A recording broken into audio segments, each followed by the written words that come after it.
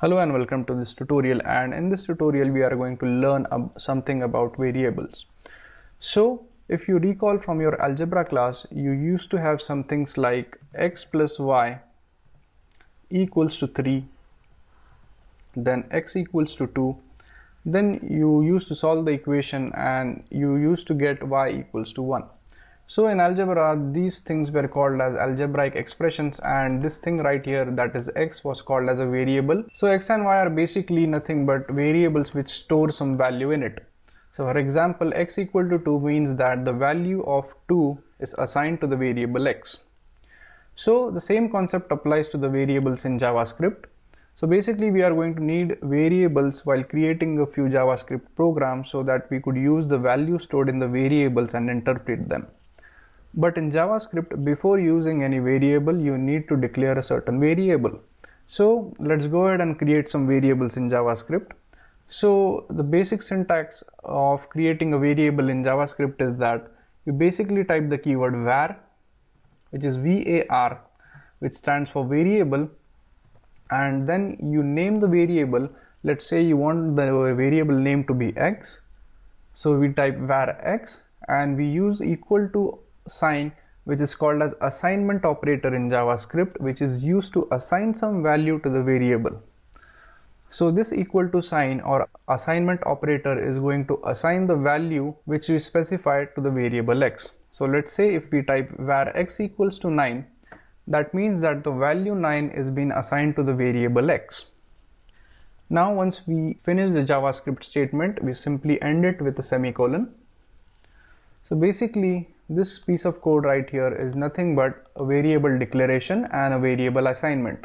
So we have declared the variable x and we have assigned the value of 9 to x.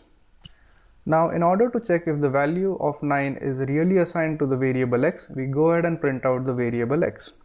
So how do you print the variable value onto the web browser?